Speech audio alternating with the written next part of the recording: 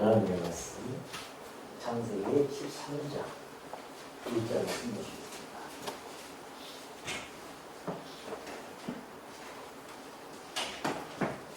창세기 13장 1절입니다.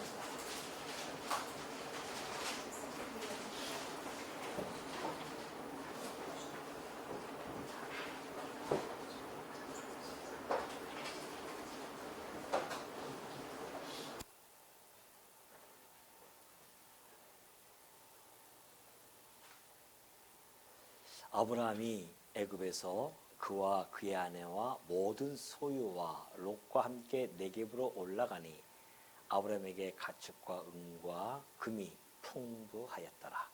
그가 네겝에서부터 길을 떠나 베델에 이르며 베델과 아이 사이 곧 전에 장막 쳤던 곳에 이르니 그가 처음으로 제단을 쌓은 곳이라. 그가 거기서 여호와의 이름을 불렀더라. 우선 4절까지 봉독해 드렸습니다. 우리 지난 시간에 살펴보았듯이 아브라함이요, 애굽에서 아주 특별한 경험을 하고 올라옵니다. 사실 아브라함이 자기의 생명의 두려움을 느낀 나머지 속임수를 쓰죠.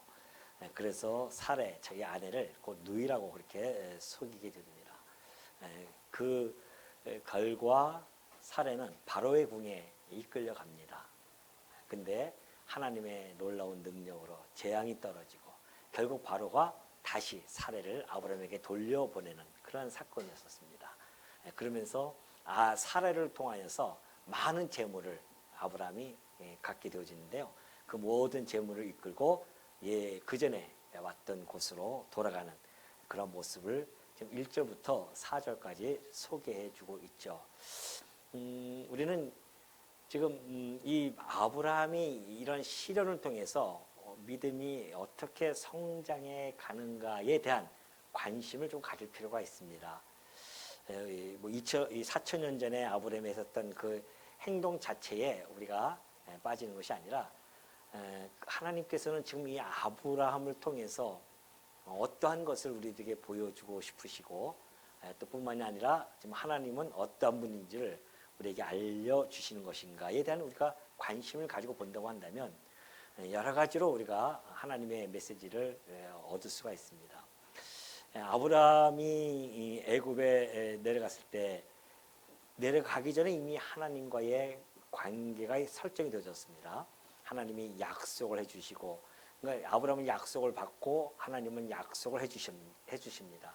그 관계라고 하는 것은 단순하게 언약의 관계가 아니라 이제는 내가 너의 하나님이 되고 너는 나의 백성이 되어질 것이다 라고 하는 그 선포거든요.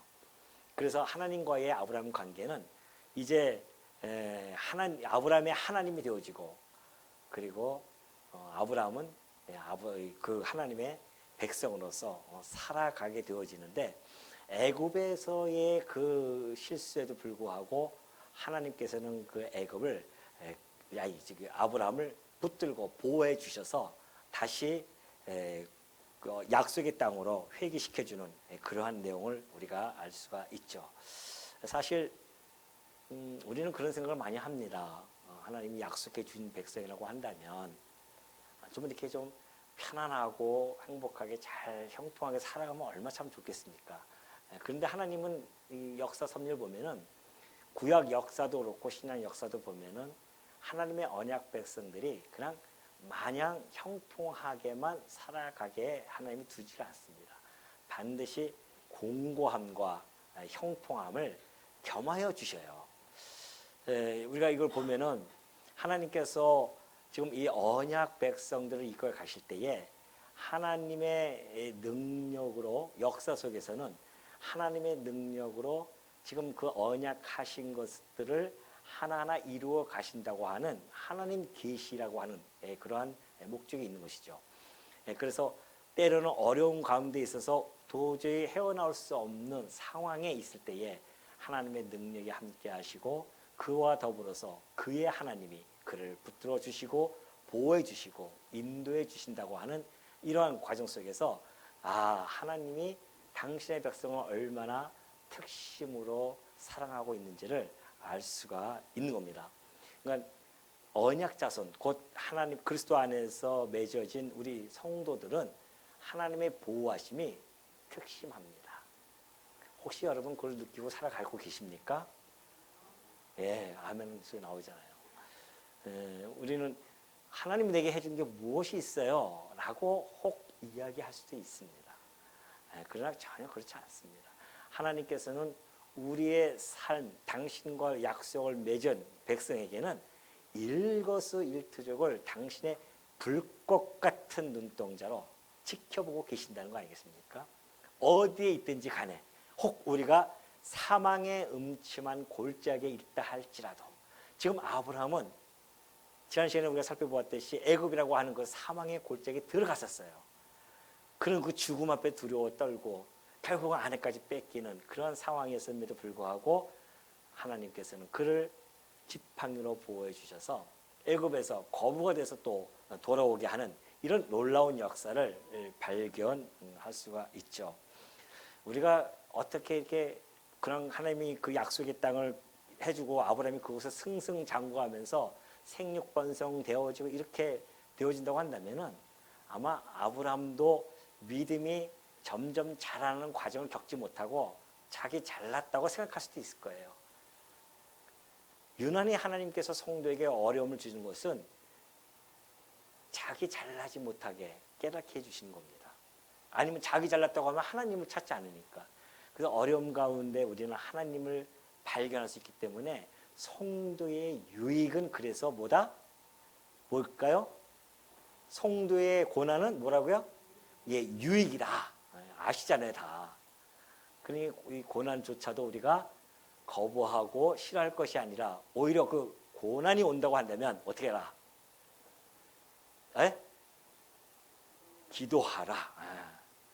훨씬 저보다 나으네요.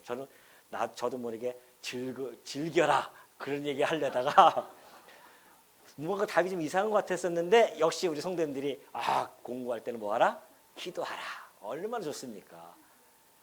저 큰일 날 뻔했어요. 제가 잘못 답이 나올 뻔했었는데 그 세상 이야기들이 자꾸만 이게 뒤때면 그래요. 세상에서 뭐 우리가 못하면 어차피 겪어야 된다면 즐겨라 뭐 이런 얘기를 하다 보니까 저도 모르게 그것이 정보가 들어와서 이러한 하나님의 말씀을 거스르는 그러한 대답을 할 수밖에 없는 경우가 있습니다. 그러나 우리가 합력해서 선을 이루듯이 성도님들이 또 이렇게 답을 주시니까 얼마나 좋습니까? 공부할 때는 기도하라. 그래서 하나님만을 바라보게 한다는 사실이죠.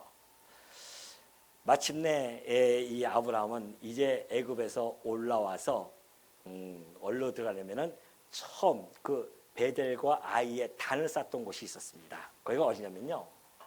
지도를 보면은 여기 이제 애굽이죠. 애굽 해가지고선 나일강입니다. 나일강 삼각주라고 하죠. 그 삼각주가 있고요. 그 다음에 이렇게 돼 있어요. 여기가 이제 메소포타미아 지역이고, 여기가 요단강입니다. 그리고 여기가 이제 그 사해고, 갈릴리 호수고 이렇게 되어져 있습니다. 지도가 대충 이렇게 되어져 있어요. 자, 이렇게 되어 있어서 지금 베델이 있습니다. 그 베델이 있고 아이가 있고요. 여기서 단을 쌓습니다. 단을 쌓고 처음에 애굽에 내려가기 전에 여기서 여호와의 이름을 불렀거든요. 약속을 받고 여기서 여호와의 이름을 부릅니다. 그리고서는 점점 기근이 와가지고서는 남방으로 내려가죠. 남방으로 내려가서 애굽에 갔다가 그러한 사건을 접하고 지금 다시 올라온 거예요. 다시 올라왔어요. 그러니까 사실 애굽에 내려갈 때 얼마나 비겁한지 몰라요. 그 하나님의 그 사랑을 놓쳐버린 겁니다. 하나님과의 관계를 놓쳐버린 거예요. 그러니까 여기서 실수를 한 겁니다.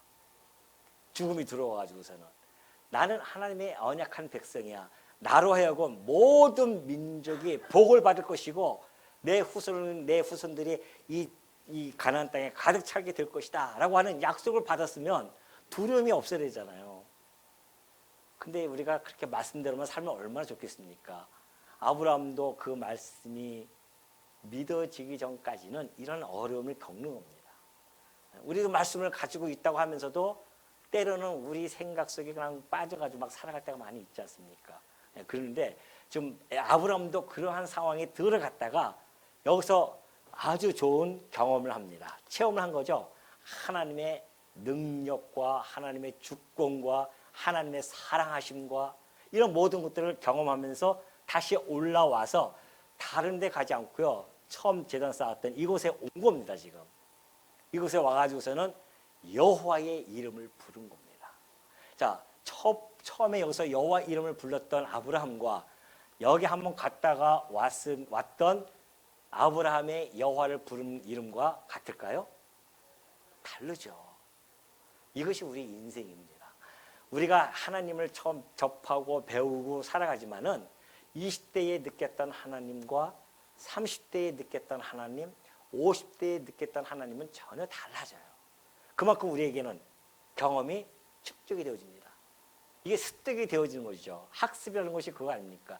배우고 습득을 해야 된단 말입니다. 우리가 말씀을 배웠으면 그 습득이 돼요. 그 습득은 곧 경험이라고 하는 것을 통해서 나타나는데 그것은 시간이 필요한 겁니다. 그래서 우리가 삶 속에서 여러 가지 경험을 합니다.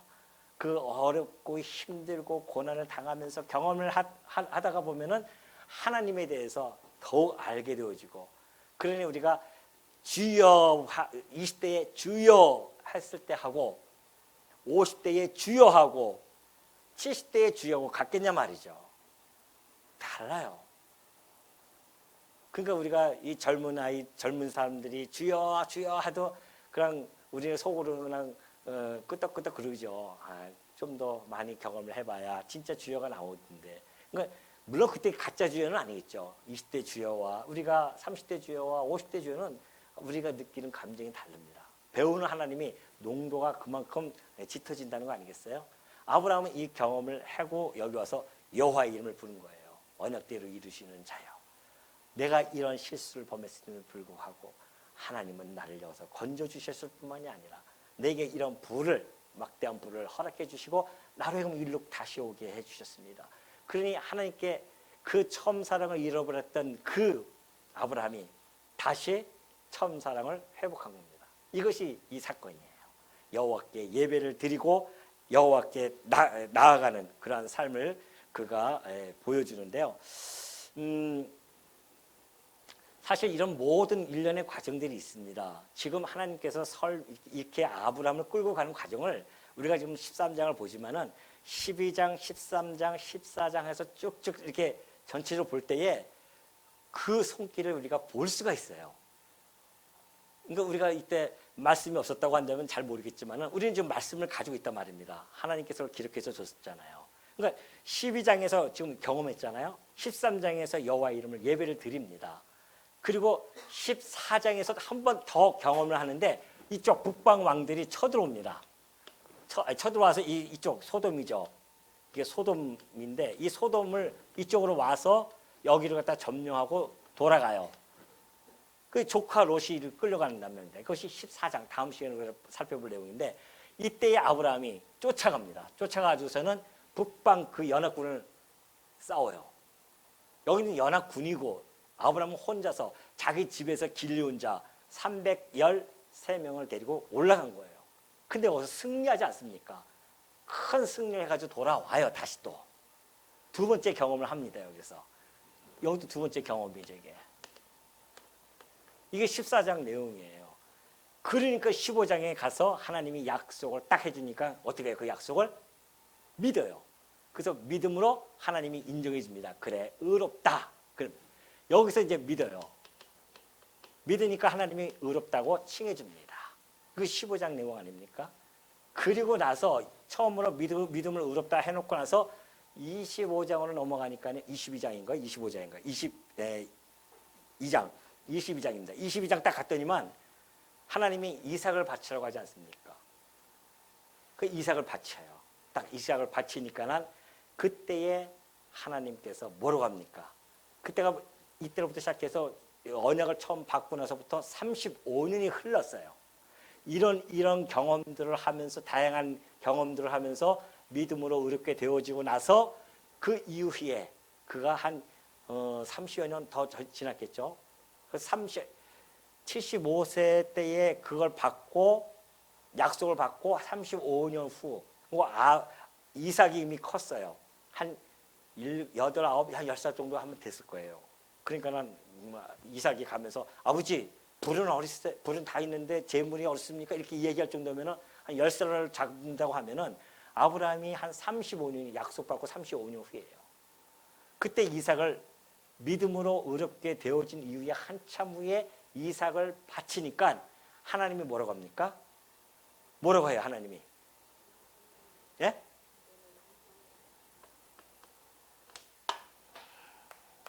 뭐예요? 이제야 네가 여호와를 어떻게 한다? 경외하는 줄 내가 알겠노라 그래요. 이때는 믿음으로 의롭게만 되어졌어요. 그런데 25장이 넘어가서 이삭을 죽여요. 정말 하나님께 바치니까 이삭을 죽이려고 합니다. 그게 뭐예요? 그 믿음으로 의롭게 되어진 것이 이삭의 제물을 통해서 뭐야? 증명이 되어져요. 뭐가? 믿음이 증명이 되어집니다. 그래서 이 증명되어진 것을 뭐라고 한다? 믿음의 행위라고 하는 겁니다. 믿음의 행위가 딱 나타났어요.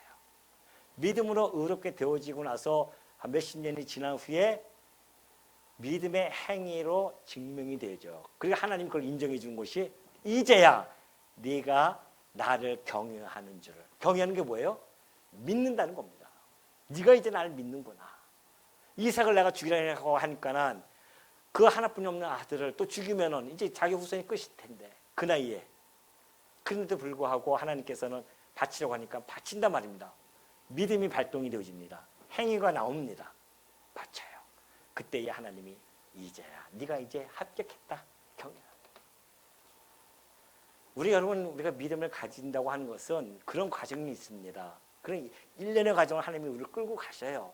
예수 믿고 금방 내가 의롭다 이게 칭함을 받는 것이 아니에요. 물론 예수 믿으면 우리 다 의롭다 칭합니다. 그러나 하나님으로부터의 그 증명함을 받는 과정이 필요합니다. 그것이 여러 가지 경험과 어려움 속에서 그걸 겪으면서 힘들게 살아오면서 우리가 하나님을 배우고 또 배움으로 말미암아 결정적일 때 주를 의지하고 그 믿음의 행위가 탁 뻗쳐나올 때에 그때 우리 주님께서 알았다. 이제야 네가 나를 경외하는 줄 알겠노라.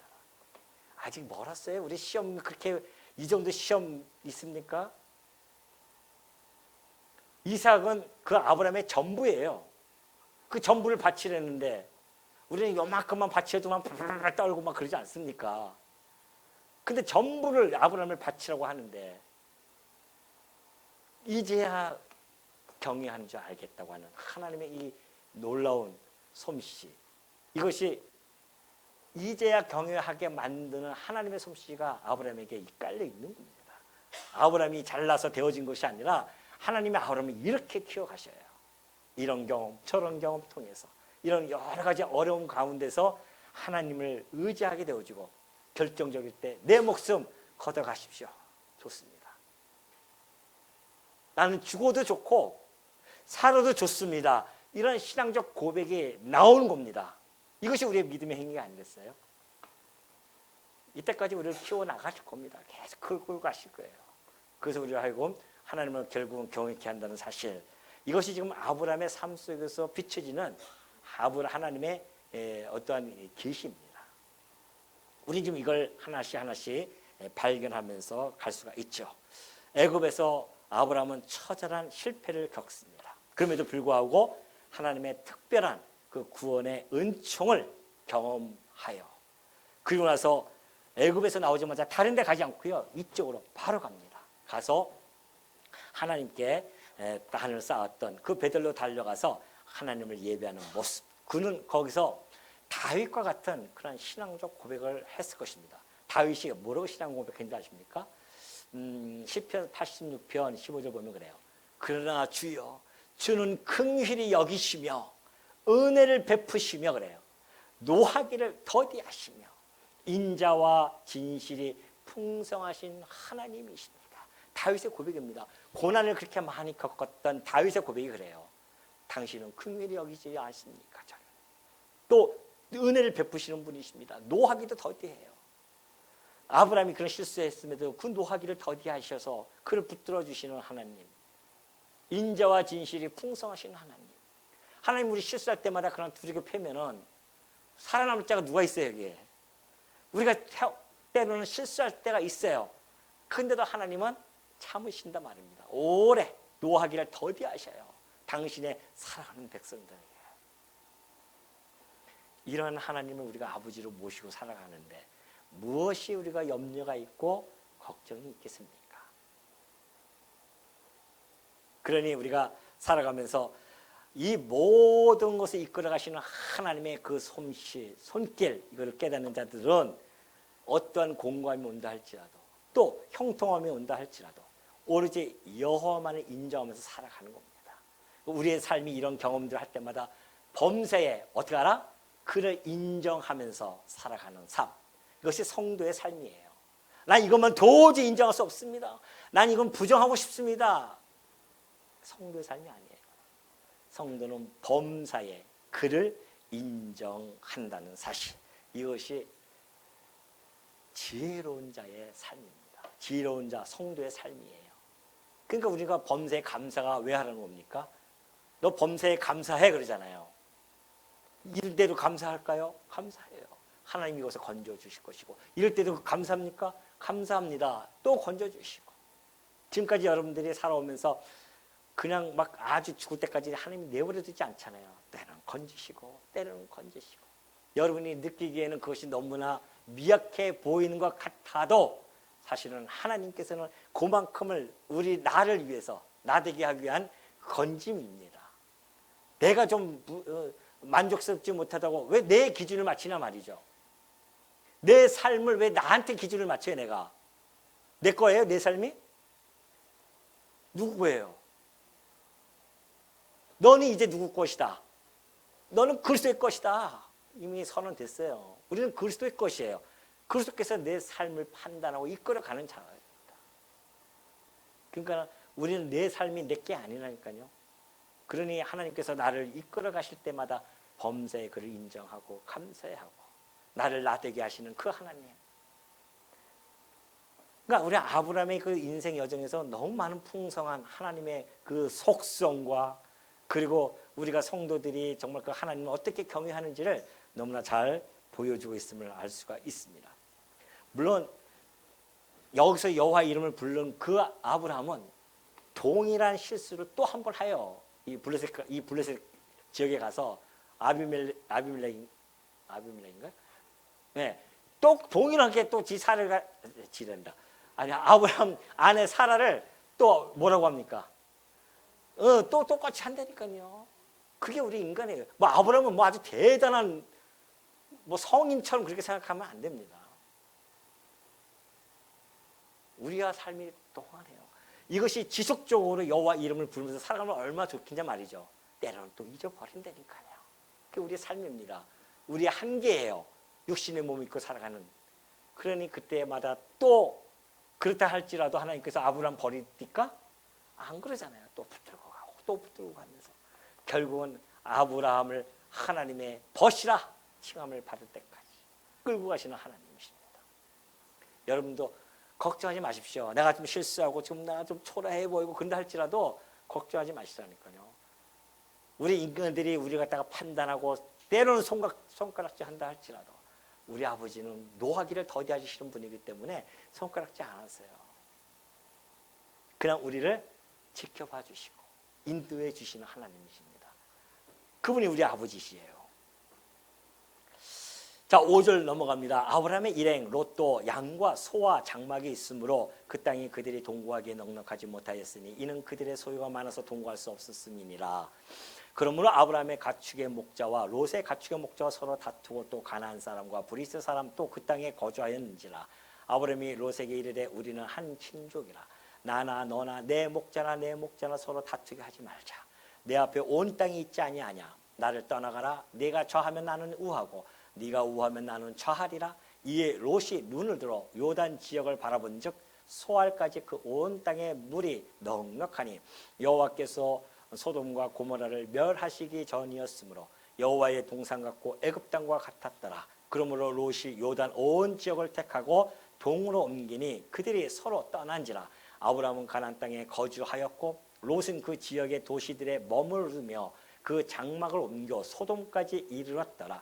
소돔 사람은 여호와 앞에 악하며 큰 죄인이었더라. 이 사건도 너무너무 우리에게 흥미로운 사건입니다. 아브라함이 롯과 같이 여기 이제 같이 와요. 그러니까 롯이 조카니까는 계속 같이 다녔던 것 같아요. 그러다 보니까는 아브라함도 큰 거부이고 롯도 많은 재물이 있단 말입니다. 그러니 이 한정된 지역에서 서로 부딪힐 수밖에 없죠. 그때에 아브라함이 먼저 제시를 합니다. 롯아, 네가 너의 가축도 많고 우리 가축 많고 그러다 보니까 너의 목자와 우리 목자들이 서로 다투지 않겠느냐. 그러면 친족 간에 모양새가 안 좋다. 그러니 네가 먼저 선택을 하라는 겁니다. 우리가 헤어져 이제 분가를 해야겠다는 거 아니겠습니까? 분가하자 이제는. 그래서 너는 네가 먼저 택해라. 네가 좌하면 내가 우하고 네가 여기서 우하면 나는 좌할게. 네가 먼저 택해라고 그렇게 먼저 의견을 제시합니다. 어떻게 보면은 참 아브라함이 그도 야 역시 삼촌은 다르구나, 숙부는 다르구나 그렇게 생각할 수가 있죠. 확실히 인정이 넘치고 확실히 이 달라도 뭐가 달라도 다르구나. 조카에게 먼저 저렇게 양보를 하니 지금 아브라함이 그 양보가 과연 인간적인 그런 인정에 의한 양보인가 아니면 믿음의 행위인가 라고 봤을 때 여러분은 무엇으로 발견할 수 있겠습니까? 그게 믿음의 행위겠죠. 돈 앞에는 장사 없습니다. 재물 앞에는. 부모도 없어요. 자식도 없고 재물 앞에서는. 형제는 더더구나 없습니다. 근데 조카인데 어떻게든지 더욱 선점할 수 있는 능력이 있어요. 아브라함이. 야 너는 우측으로 가. 내가 좌측에 있을게. 이 땅은 하나님이 내게 주신 땅이니까 내가 여기 있을게. 이렇게 할 수도 있어요. 근데 아브라함이 뭘 믿고 롯아 네가 먼저 선택해. 만약에 롯이 이쪽을 선택을 한다고 한다면 가나안 땅을 선택한다고 한다면 아브라함은 이쪽으로 넘어가야 된단 말입니다. 근데 아브라함은 뭘 믿고 그러시는지는 모르겠지만 롯에게 제시한 거에 먼저 네가 먼저 선택권을 가져라. 그거는 롯이 와, 이 삼촌이 그래도 뭐 다르긴 다르구나. 그걸 인간적으로 그런 보고서는 그걸 받아들일지 모르죠. 이참에 빨리 좋은 땅을 어떻게 선점해야겠다. 이렇게 하고 얼마나 받겠습니까? 뭐 만인경이 없었으니까. 이렇게 하고 막 받겠죠. 딱 보니까는 이쪽으로 강이 요단강이 쫙 흐르지 않습니까? 푸르죠. 네? 그리고서는 이쪽은 갈릴리고 이쪽은 이 사해 바다가 있는데 이쪽에 보니까는 이쪽 뭐 소알도 있고 소돔 땅 이쪽에 있고 다 보니까는 이거 훨씬 좋아 보이는 거예요. 롯은 그 제안을 듣자마자 뭐가 발동되어졌을까요? 뭐가? 에? 안목의 정력이 발동된 겁니다. 안목의 정력이. 딱 보니까는 안목이 확 보이는 거예요. 야, 저기면 우리 목자들, 우리 양들이 충분히 살아갈 수 있겠다. 훨씬 낫다. 우리 숙부야 어떻게 되든 간에 내가 먼저 살아야 되지 않겠느냐. 이런 생각을 딱 가지고 옵니다. 롯은 지금 세속적인 그런 관점을 가지고 있었습니다. 그 땅만 본 거예요. 땅만. 그래서 결국은 롯이 이쪽으로 택하고 갑니다. 그리고 가나안 땅에 남아요. 아브라함은. 지금 이 사건이 13절까지 소개되어 있죠. 자, 아브라함은 믿음의 발로라고 했습니다. 믿음의 행위죠. 이것은 곧 신앙 위주의 삶을 아브라함은 이때 이 경험하고 나서 그나마 갖춰져 있는 겁니다. 왜 그렇게 갖춰졌냐면 첫 번째는 이 땅은 하나님께서 나에게 약속한 땅이야 라고 하는 믿음이 있었어요. 두 번째는 잠언서 16장 9절에 보니까요 이렇게 되어 있어요. 사람이 마음으로 자기의 길을 계획할지라도 그의 걸음을 인도하시는 이는 여호와시다. 믿습니까? 아브라함도 이 말씀이 가슴속에 깊이 박혀져 있는 겁니다. 자기가 한번 경험을 해봤거든요. 자기가 길을 계획하고 막 꾀를 껴고 했는데 결국은 자기의 걸음을 인도하시는 분은 하나님이었더라. 이걸 깨달았어요. 그러니까 두 가지를 사실 깨달은 겁니다. 하나는 뭐예요? 이 가나안 땅, 언약의 땅, 약속의 땅 하나님이 내게 주실 것이야. 또 하나는 하나님께 모든 계획을 세운다 할지라도 그걸 인도하시는 분은 누구다? 하나님이십니다. 이걸 우리가 믿어야 됩니다. 이 말씀이 그냥 이 책에 기록되어진 까만 글씨로 기록되어져서 지나갈 말씀이 아니라 여러분 신비에 깊이 각인이 되어야 됩니다. 그래야 어떠한 일을 만난다 할지라도 실망하거나 절망하지 않습니다.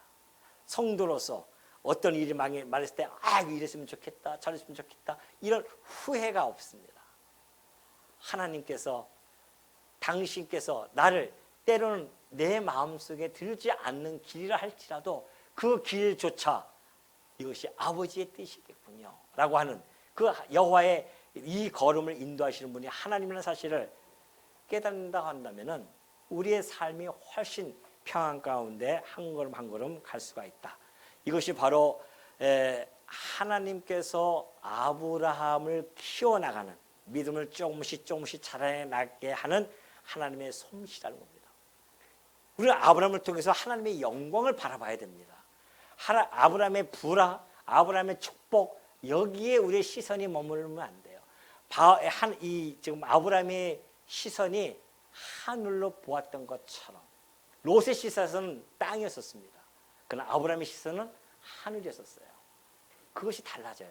그것이 나의 삶 속에서 판단력을 가지고 판단하게 되어집니다. 우리가 이 땅의 시선을 가지고 살아간다고 한다면 여전히 이 죄악된 세상을 바라보면서 살아갈 수밖에 없어요. 그러나 하늘의 시선을 두는 자들은 하나님의 약속과 하나님의 섭리까지 바라보고 있기 때문에 우리가 어떤 선택을 할 때 더욱 폭넓게 하나님의 뜻을 분별하면서 선택할 수가 있죠. 아니면 달라요. 롯은 이쪽으로 가잖아요. 가나안 땅은 남는다 말입니다. 아브라함의 그 믿음의 행위대로 그대로 역사가 이루어집니다. 그러니 우리가 이런 아브라함 같은 마음을 많이 가진다고 한다면은 일이 되든 안 되든 좌측도 좋고 우측도 좋아요. 하나님이 반드시 당신의 뜻으로 인도해 가시기 때문에 하나님의 약속을 믿었으면은 좌측은 안 될 거 뻔할 것이고 그럼 우측으로 갈 것이고 롯이 그럼 나는 좌측에서 하나님의 약속을 그대로 이어받을 것이고 이런 믿음으로 살아간다는 것. 그렇기 때문에 이 롯을 하나님께서 지금 아브라함과 함께 사실은 이렇게 끝까지 같이 가게 하는 것은 우리가 이제 역사를 아니까 알 수 있지만은 큰 그림이 있어요. 지금 롯을 향한 큰 그림이 있단 말입니다. 롯이 이쪽으로 선택하는 모든 것들도 하나님의 섭리가 너무나 분명하게 드러나죠. 결국은 롯은 이쪽으로 가서 이 소돔이 멸하지 않습니까? 얼마나 어려움을 겪습니까? 소돔의 정복을 당해가지고서는 롯이 쪽 북방 연합군에게 끌려갔다가 이 아브라함에 의해서 다시 돌아오고 이 소돔이 또 멸망을 하고 그리고 결국은 그 딸과 부적절한 관계 속에서 모압 족속과 암몬 족속이 나타나고 이 모압 족속과 암몬 족속이 나중에 이스라엘 아브라함의 후손들이 이 땅에서 나와가지고서 올라갈 때 얼마나 많은 어려움을 겪고 그들 때문에 이런 모든 역사를 진행해 가기 위한 하나님의 지금 큰 그림이 그려져 있는 겁니다. 지금 이쪽으로 끌고 가는 것들이 다 얼마나 멋있습니까? 우리는 지금 역사를 아니까는 이 해석이 나올 수가 있는 거죠.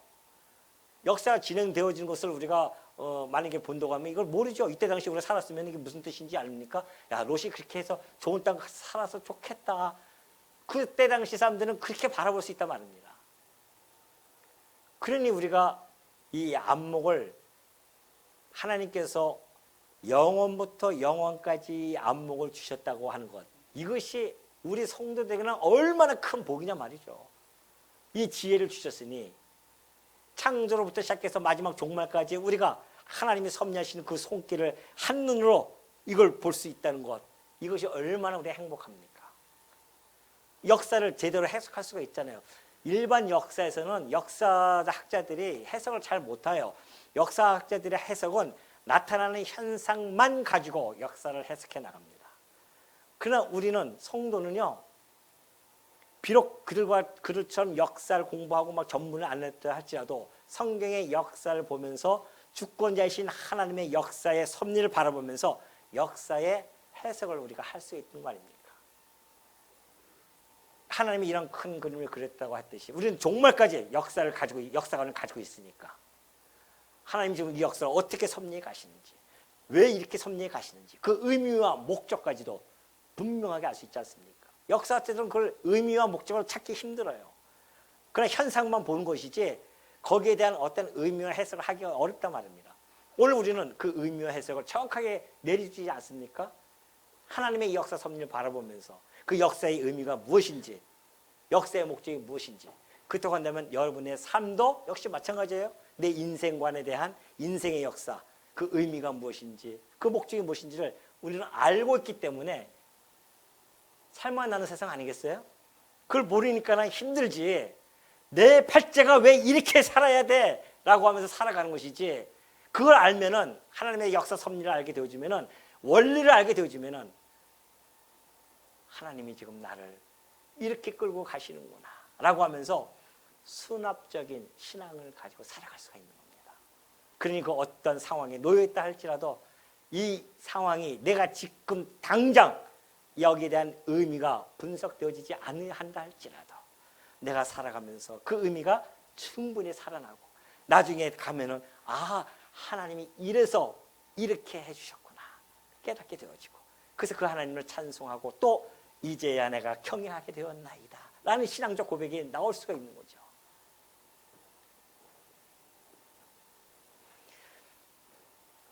자, 14절 보면 이제 역사 해석이 정확히 나타납니다.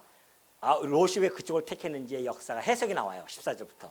롯이 아브라함을 떠난 후에 여호와께서 아브라함에게 이르시되 너는 눈을 들어 너 있는 곳에서 북쪽과 남쪽 그리고 동쪽과 서쪽을 바라보라. 보이는 땅을 내가 너와 네 자손에게 주리니 영원히 이르리라. 내가 내 자손이 땅에 티끌 같게 하리니 사람이 땅에 티끌을 능히 셀 수 있을진데 내 자손도 세리라. 너는 일어나 그 땅을 종과 횡으로 두루 다녀보라. 내가 그것을 내게 주리라. 이에 아브라함이 장막을 옮겨 헤브론에 있는 마므네 상수리 숲에 이르러 거주하며 거기서 여호와를 위하여 제단을 쌓았더라. 여기서 다시 한번 언약을 다시 재확인시켜 줍니다. 하나님께서 야 아브라함아 동서 남 북쪽을 바라보아라 그래요. 동서남북 바라보아라. 네가 보이는 이 땅을 내가 다시 너에게 하나님께서 너에게 주겠다는 것이죠. 자, 땅을 다시 한번 해주시고 그리고 너와 내 자손에게 주리니 영원히 이르도록 해주겠다. 그러면서 16절 보니까 또 내 자손이 땅의 티끌처럼 하는데 티끌 셀 수가 없잖아. 이건 지금 이게 샌다고 셀 수 있을진데 내 자손도 샌다는 뜻이 아니에요. 이게 땅의 티끌을 셀 수 없을 정도로 너희 자손도 셀 수 없을 것이다. 이거 약속을 좀 해주는 거란 말입니다. 그리고 그는 결국 가나안 땅에 머물게 되어지잖아요. 무엇대로 됐다?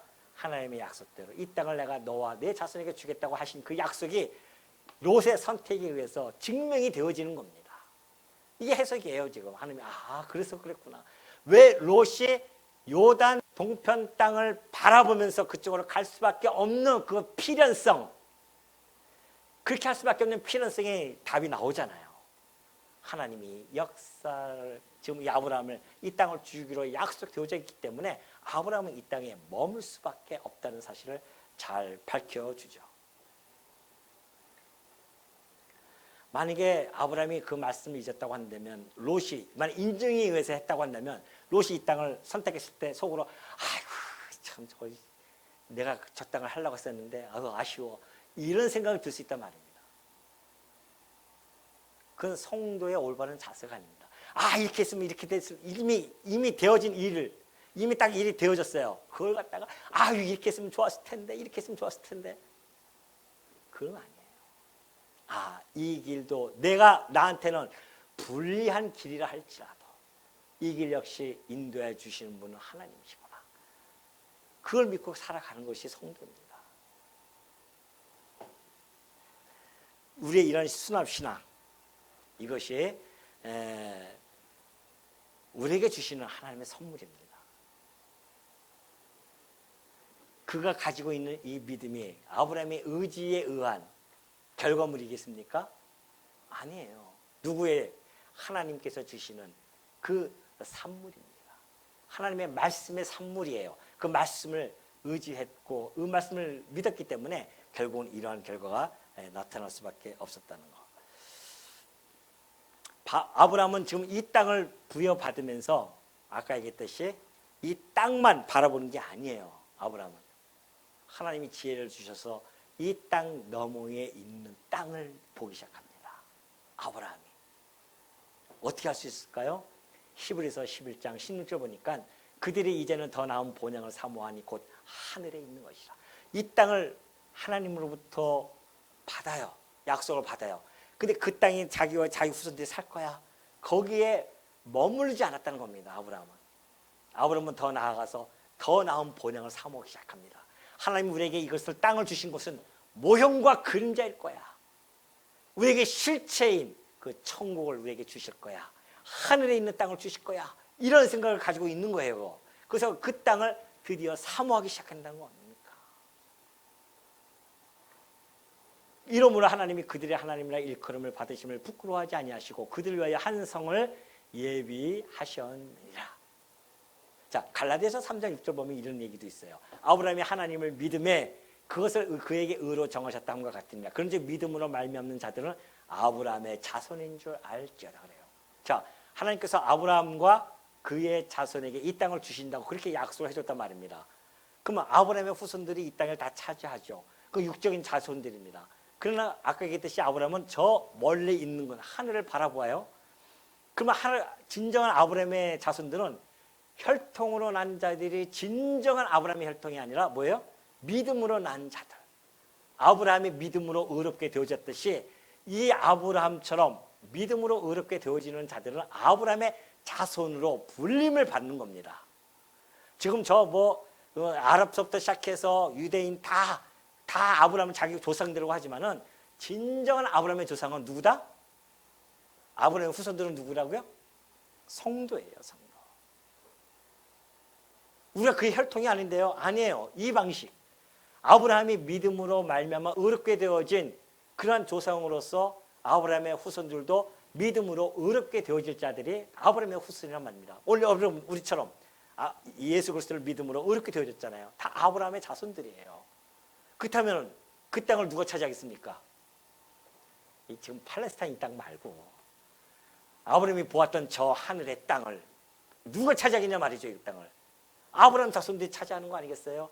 이건 모형과 그림자로 지금 이 13장을 보여줬지만은 우리는 여기 머무는 자들이 아니란 말입니다. 이 너머에 있는 땅을 지금 아브라함이 보았듯이 우리도 그 본향을 사모합니다. 하나님이 아브라함에게 이 땅을 주신다고 하셨는데 우리도 그 땅을 지금 소망하면서 살아가지 않습니까?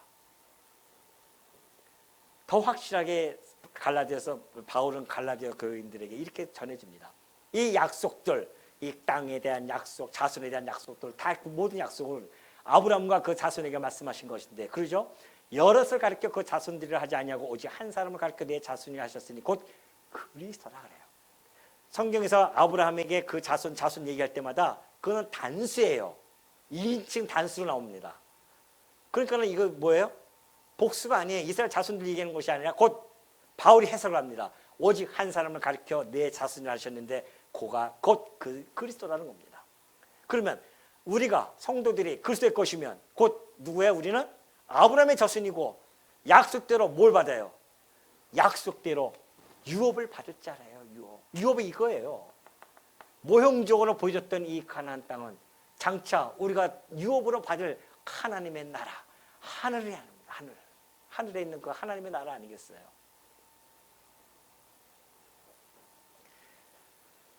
그러니 우리가 예수 그리스도 안에서 산다고 하는 것이 어마어마한 것을 여러분이 놓치시면 안 됩니다. 여러분이 초라한 존재들이 아닙니다. 지금 가진 것이 없다고요? 이 땅에서 내가 지금 가진 것이 없다고 내가 초라해 보이냐 말이죠. 그렇지 않습니다.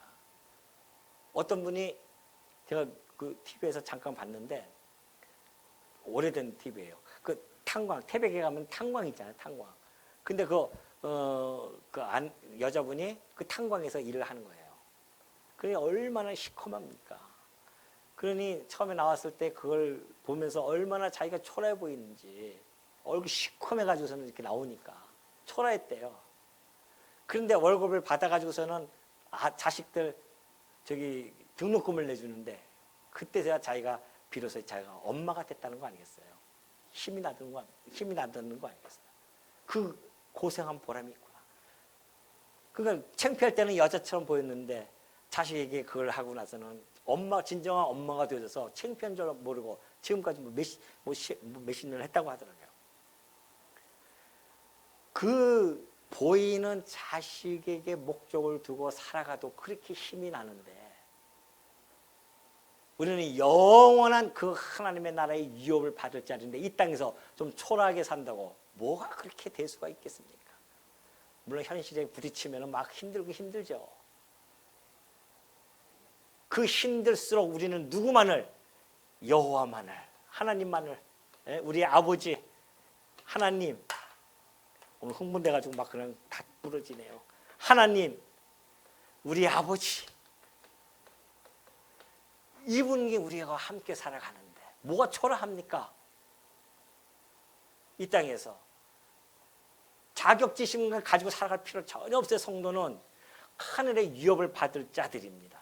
이 땅에서는 하나님께서 우리를 훈련시키는 하나의 과정일 뿐이에요. 때로는 돈 많이 주어서 훈련시키기도 하시고 때로는 돈 없이 훈련시키기도 하시고 목적은 훈련이지 있고 없고가 중요한 게 아니란 말입니다. 근데 우리가 그 도구에 눈이 팔려가지고서는 거기서 내 삶에 가치 판단을 갖다가 한다고 한다면 이것처럼 억울한 일이 어디 있나 말이죠. 우리의 가치는 하나님이신데.